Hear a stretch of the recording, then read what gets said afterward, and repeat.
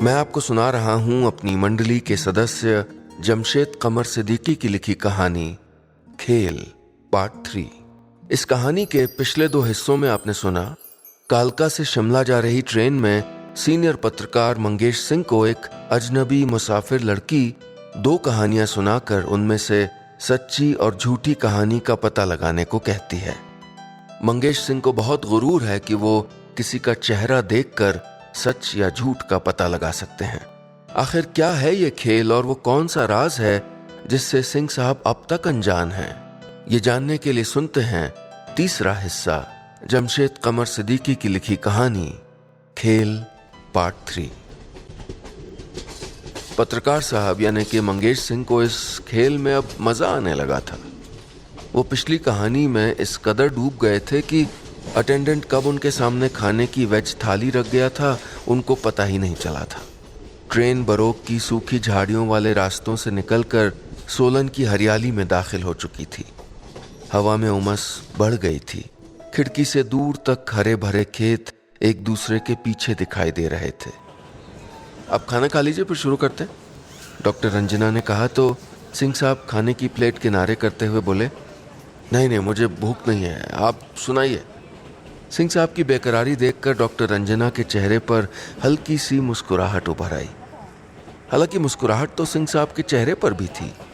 वजह यह थी कि अपने तजुर्बे से उन्होंने तय कर लिया था कि जो कहानी उन्होंने अभी अभी सुनी थी वो सच्ची थी। रंजना के हाव भाव और हेयरकट के आधार पर उन्हें सुनी हुई कहानी के सच्ची होने का पूरा यकीन था। अब वो अगली कहानी सुनना चाहते थे जो उनके हिसाब से बिल्कुल झूठी थी। रंजना ने पानी का एक घूंट पिया और खिड़की से दूर तक फैली हरी जमीन को आसमान से मिलते हुए देखने लगी। फिर उसने अगली कहानी शुरू की।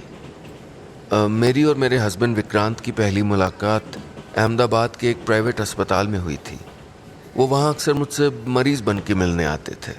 कुछ ही दिनों में मुझको पता चल गया था कि विक्रांत के मन में क्या है। उनकी बातों में मासूमियत थी, उनकी नज़र में एक अपनापन था। मैं धीरे धीरे विक्रांत को पसंद करने लगी थी। लेकिन मेरी कलीग्स जब कभी कभार मजाक में भी कहती थीं कि मैं विक्रांत की दौलत की वजह से उसको चाहती हूँ तो मुझे बहुत गुस्सा आता था, क्योंकि ये झूठ था। मैं विक्रांत की दौलत में ज़रा भी इंटरेस्टेड नहीं थी। मुझे उसकी दौलत नहीं चाहिए थी। ट्रेन चलती चली जा रही थी। डिब्बे में कुछ नए चेहरे दिखने लगे थे जो शायद पिछले स्टेशन से ट्रेन में चढ़े थे। कुछ नए चेहरे आसपास की खाली सीटों पर बैठ गए, लेकिन इस सब पर सिंह साहब की ज़रा भी नज़र नहीं थी। वो तो सिर्फ रंजना के चोट के निशान वाले चेहरे को देख रहे थे। वो शायद एक भी पल मिस नहीं करना चाहते थे। डॉक्टर रंजना की कहानी जारी थी। उन्होंने कहा, जब मुझ पर विक्रांत की दौलत में इंटरेस्टेड होने के इल्ज़ाम लगने लगे तो मैंने उनसे मुलाकात बंद कर दी। मैं उनके अपॉइंटमेंट्स भी कैंसिल कर देती थी। कई महीनों तक हमारी मुलाकात नहीं हुई, लेकिन एक बार जब मैं कुछ रोज़ की छुट्टियों पर घर पहुंची तो मुझे पता चला कि 2 रोज़ पहले विक्रांत अपने पापा के साथ मेरे घर आया था, मेरा हाथ मांगने। उसने अपने डैडी को मेरे घर वालों से मिलवाया था और हैरत की बात यह थी कि मेरे डैडी ने हाँ भी कर दी थी। मुझे ये बात किसी फरमान की तरह बताई गई थी, एक ऐसा फैसला जिसमें मेरे ना करने की कोई गुंजाइश छोड़ी ही नहीं गई थी। पापा ने कहा, इतने बड़े लोग हैं, खुद रिश्ता लेकर आए हैं, इससे अच्छा घर और कहाँ मिलेगा। डॉक्टर रंजना बोल ही रही थी कि ट्रेन अटेंडेंट कॉफ़ी लेकर आ गया। सिंह साहब और डॉक्टर रंजना ने एक कप कॉफ़ी ली और फिर सिप करते हुए कहानी आगे बढ़ी। मुझे हमेशा से बहुत ज़्यादा अमीर लोगों से एक एलर्जी सी है। मुझे लगता है उनका उठना बैठना रहन सहन हमेशा मिडिल क्लास को नीचा दिखाने के लिए होता है। शायद इसीलिए मैं विक्रांत से शादी नहीं करना चाहती थी, लेकिन मेरी एक नहीं चली। सिंह साहब, मुझे कहने में कोई शर्म नहीं है कि मेरे डैडी उस वक्त लालच में आ गए थे। सिंह साहब ने कॉफ़ी का मग इस हाथ से उस हाथ में बदलते हुए हाँ में सर हिलाया। डॉक्टर रंजना ने आगे कहा, 3 महीने बाद पूरे रस्म रिवाज के साथ हमारी शादी हो गई। मुझे आज भी याद है कि उस रोज़ मेरा घर रोशनी से जगमगा रहा था। दूर और पास के तमाम रिश्तेदार थे। मेरे अस्पताल के भी कई कॉलीग्स आए थे। डैडी इस रिश्ते से बहुत खुश थे। कई रिश्तेदार बार बार पापा के कान में कह रहे थे, भाई बड़ी किस्मत वाली है आपकी बिटिया, तो घर बैठे इतने बड़े लोगों से रिश्ता जुड़ गया है। शाम 7 बजे बारात आई। विक्रांत ने मरून रंग की शेरवानी पर गुलाबी रंग का साफा बांधा हुआ था। फेरे लेते वक्त मैंने कनखियों से उसको देखा भी था। वैसे वो अच्छा लग रहा था। ये कहते हुए डॉक्टर रंजना जरा मुस्कुराई तो सिंह साहब भी मुस्कुरा दिए। ट्रेन तारा देवी स्टेशन से थोड़ा पहले आउटर पर रुक गई थी। कुछ मुसाफिर दरवाजे पर खड़े होकर मामला पता कर रहे थे। डॉक्टर रंजना ने आगे कहा, शादी के बाद शुरुआती दिनों में मेरे और विक्रांत के बीच एक अजनबियत सी रही। हालांकि वो मुझको बहुत चाहते थे, मेरा बहुत ख्याल करते थे। धीरे धीरे मैंने भी जाना कि विक्रांत वैसे नहीं थे जैसा मैं समझ रही थी। वो तो बहुत नेक और ईमानदार शख्स थे जो मुझे हद दर्जे तक चाहते थे। मैं खुश थी। जिंदगी एक रेलगाड़ी की तरह एक ऐसे रास्ते पर बढ़ रही थी जिसके दोनों तरफ हर रंग के फूल थे। मैं बहुत खुश थी। लेकिन कहते कहते वो रुक गई और खिड़की से बाहर देखने लगी। लेकिन क्या हुआ? सिंह साहब ने आंखें फैलाते हुए पूछा तो रंजना बोली, लेकिन फिर मुझे पता चला कि विक्रांत ने मुझसे शादी एक दूसरी वजह से की थी। वजह यह थी कि मेरी शक्ल उसकी एक पुरानी गर्लफ्रेंड से मिलती थी, काफी हद तक। उसका नाक नक्श भी मेरे जैसा था। सिंह साहब के चेहरे पर शिकन बढ़ने लगी। कहानी अब उन्हें उलझाने लगी थी। रंजना ने आगे कहा, विक्रांत अक्सर मुझसे कहते थे, तुम मुझे यूं मिली हो जैसे जिंदगी ने मुझको दूसरा मौका दिया हो। लेकिन सिंह साहब, मैं दूसरा मौका नहीं बनना चाहती थी। वो मुझसे कहते थे कि वो जब भी मुझको देखते हैं तो उन्हें उस लड़की की याद आती है। मैं किसी की जिंदगी में एक ऑप्शन बनकर नहीं रहना चाहती थी। ये मेरे लिए किसी सदमे से कम नहीं था। मैंने विक्रांत से सारे रिश्ते नाते तोड़ने का फैसला कर लिया और अपने घर आ गई।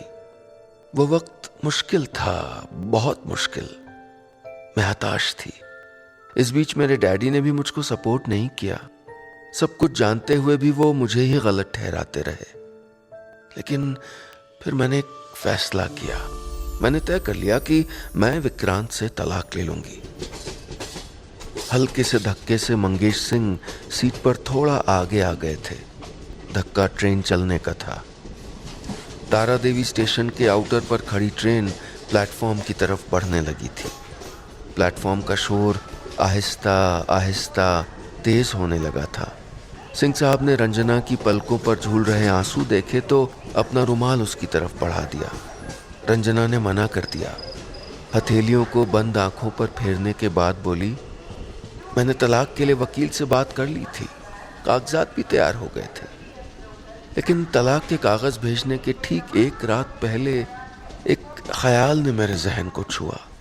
मेरे ही अंदर कोई था जो मुझसे कह रहा था, रंजना तू क्यों अपनी जिंदगी बर्बाद कर रही है? हंसती खेलती जिंदगी को क्यों तबाह कर रही है तू? यही चाहती है ना कि विक्रांत को तेरे चेहरे में कोई और ना दिखे, तो इसका एक तरीका है। वो तरीका मेरे जहन में बिजली की तरह कौंध रहा था। मंगेश सिंह की आंखें रंजना के चेहरे से एक पल के लिए भी नहीं हट रही थीं। उनके चेहरे पर उत्सुकता थी ये जानने की कि आखिर वो क्या तरीका था जो उस रात रंजना ने सोचा था। डॉक्टर रंजना ने बताया, 2 दिन के बाद मैं वापस विक्रांत के घर गई। मेरी दस्तक पर जब उसने दरवाजा खोला और मुझको देखा तो देखता रह गया। मेरे चेहरे पर एक गहरा निशान था। हाँ, यही निशान। रंजना ने अपने गाल पर बने निशान की तरफ इशारा करते हुए कहा, यह मैंने खुद बनाया था और अब मेरा चेहरा विक्रांत को किसी और के चेहरे की याद नहीं दिला सकता था। यह निशान ही मेरा वजूद था, मेरी पहचान था। ट्रेन शिमला में दाखिल हो चुकी थी। दूर तक फैला साफ आसमान था और खूबसूरत पहाड़ दिखाई दे रहे थे। विक्रांत की आंखों में आंसू थे। डॉक्टर रंजना ने कहा, वो मेरे चेहरे को देखते रहे। उन्हें शायद मेरे दर्द का एहसास हो गया था। उन्होंने आगे बढ़कर मुझे गले लगा लिया। जमाने बीत गए हैं, अब हमें इस निशान की आदत पड़ गई है। और हाँ, अब मेरा चेहरा सिर्फ मेरा है। ट्रेन शिमला स्टेशन के प्लेटफॉर्म से अभी कुछ दूर खड़ी थी। दोनों को यहीं उतरना था, लेकिन सिंह साहब के चेहरे पर हैरानी थी। कहानी तो ये भी सच लग रही थी। अपने होठों पर जबान फेरते हुए उन्होंने बोतल से 2 घूंट पानी पिया। डॉक्टर रंजना ने सीट के पीछे खिसकते हुए कहा, सुनाओ, टेल मी सर, कौन सी कहानी सच्ची है, कौन सी झूठी? सच तो ये था कि सीनियर जर्नलिस्ट सिंह साहब की तजुर्बेकार आंखों को आज तक कोई फैसला करने में इतना कंफ्यूजन नहीं हुआ था जितना आज हो रहा था। खिड़की से बाहर नजर डाली और जेब से बटुआ निकालकर कुछ टटोलते हुए शर्मिंदा सी आवाज में बोले, मैं तो बता देता, पर मैं सारे फैक्ट्स को एग्जामिन करना चाहता हूँ और अब स्टेशन भी आ गया है, so this is my visiting card, call me after 2 days। कुछ देर में ट्रेन शिमला स्टेशन के आउटर पर रेंगने लगी थी। पत्रकार मंगेश सिंह के चेहरे पर एक अजीब सी कसावट थी, जैसे किसी होने वाली हार का भाव हो। रंजना के चेहरे पर शरारत की मुस्कुराहट थी और हाथ में था मंगेश सिंह का विजिटिंग कार्ड। इस खेल में रंजना अपनी पारी खेल चुकी थी और अब गेंद सिंह साहब के पाले में थी।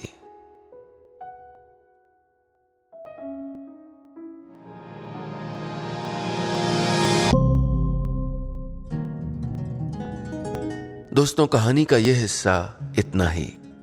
ये थी मेरी मंडली के सदस्य जमशेद कमर सिद्दीकी की लिखी कहानी खेल पार्ट 3। उम्मीद है आपको कहानी पसंद आ रही होगी।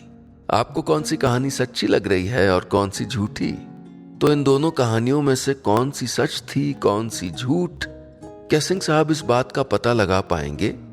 क्या खेल वही था जो सिंह साहब खेल रहे थे, या इस खेल के पीछे भी था कोई और खेल? बताऊंगा चौथे और आखिरी हिस्से जमशेद कमर सिद्दीकी की लिखी कहानी खेल पार्ट 4 में।